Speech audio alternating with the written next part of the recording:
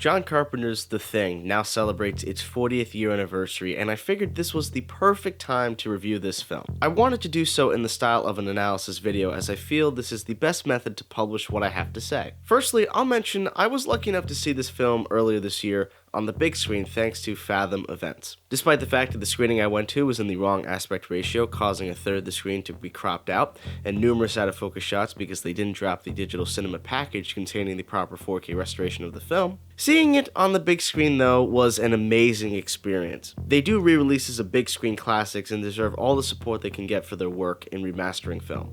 And no, I am not sponsored by Fathom Events. To put this as simply and as delicately as I possibly can, no film will ever impact me the same way this one did. I saw it originally with my father when I was 11 on Father's Day, and in the spirit of coincidence, the screening for the film we attended was on Father's Day of this year. Now, I'd like to pause for just a moment and mention something about the film and my dad at the same time. When it came out back in 1982, the movie was a flop and was disliked by numerous critics and audience members. But even 40 years ago when my dad first saw it, he absolutely loved it. And his reasoning didn't have so much to do with its groundbreaking effects, rather on the inciting paranoia about a group of men stranded in an inescapable situation, not knowing who was who and what to do. That, and he was a huge Kurt Russell fan. I mean, who isn't? But he's been watching him since he was in Disney films during the 60s, so he's always meant a lot to him. Anyways, back to the film. My memory of my first experience was very simple. I was so scared watching it that it gave me nightmares for weeks and turned me off watching horror for many, many years. I had no desire to watch anything that would even remotely scare me. The very concept about an alien creature from outer space with the ability to assimilate anyone is terrifying enough. To add on to that, this movie features the best acted dog I've ever seen, and, well, there's no easy way to say this. Seeing the dog's head split open like a banana peel was indescribable.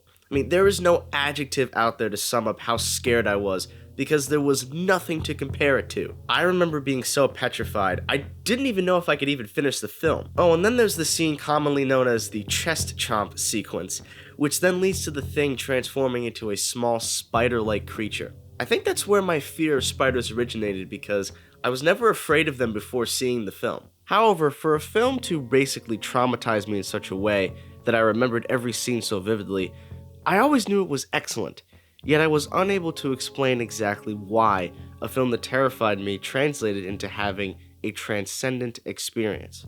It wasn't until college where, for one of my film courses, I was required to revisit the film. Even though I knew exactly when the scares were going to happen, The Thing is an outstanding rewatch to look for things outside of the scares. Right off the bat, the anamorphic widescreen format is perfect for the film, as Carpenter can insert numerous characters into one shot and create spectacular cinematic moments. The performances from everybody involved are all top-notch. There isn't anyone to single out for that quote-unquote wooden or overacting persona. They're all different characters with different traits stuck together for months. It's almost like that saying, you don't really know somebody unless you live with them. These characters prove that even if you live with somebody, you still don't 100% know them. Kurt Russell is great and energetic as always, alongside Keith David in his first film and first collaboration with Carpenter.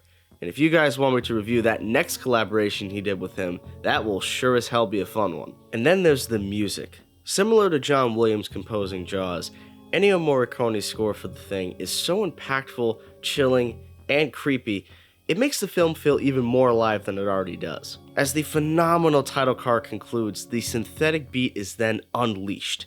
There's very few moments in film history where a simple sound can be life-changing, but I can safely say this sound lives rent-free in my head. There's just something otherworldly he was able to create while also delivering an intimate feeling of hopelessness. There's never an uplifting or heroic motif throughout the entire film. No over-the-top cheer moment for the audience to smile and clap toward. It remains absolutely bleak throughout, which is exactly what the film needed. The setting of Antarctica feels like its own character too. We all know the immediate danger of being outside in the cold for too long. These men are already risking their lives just by being out in the environment. There's also nowhere they can escape to, nowhere to run to, nowhere to drive to. At the beginning, they're already stuck with a lack of communication. That lack of external communication becomes internal because soon they can't even trust one another. The outpost compound is excellent, and the way cinematographer Dean Cundy slowly maneuvers the camera through the hallways always brings the sense that something is lurking around. Now, I've always wondered who gets attacked when throughout the film, And this has been described in multiple analysis videos, so I don't believe I'm bringing anything new to the table with this. This is just my thoughts. I think Norris gets attacked first. A theory I have is that the thing can't maintain the feel of a human body, and the scene where Norris has what I believe to be a heart attack is my reasoning for saying this. If he was infected the longest, the effects were destroying the body. Palmer gets attacked next, and there are many scenes in which he is visibly absent from the group, and man is that creepy when you start to notice it. I believe Palmer then infects Blair. And lastly, there's the ending, which people are still curious about to this day. In my personal opinion, Childs was infected. His lack of breath and calmness is most certainly a factor. Then the fact that he said he thought he saw Blair and followed him makes me firmly believe he isn't human. I mean, look at what happened with Gary and Knowles. And then he drinks the Molotov cocktail. That pretty much seals the deal. I will always be captivated by this film, and my love for it has only grown as the years continue. It's as close to perfection as one can get and succeeds on every level to create a suspenseful as hell paranoia thriller. Oh, and it goes without saying that 22-year-old Rob Bottin's special effects have and will stand the very test of time. The only weak effect is this shot right here. It's crazy to think this movie was not received well when it came out, but its reputation today is so intense that anybody who doesn't like The Thing is rightfully questioned about it. I am so thrilled to have finally covered this film on this channel because it has a very special place in my heart, and it always will. Thank you all so much for watching. In the meantime, do not forget to subscribe to the channel and give this video a like. The links to my social media pages, including my business website, can be found in the description box below. Have a great new year and stay tuned.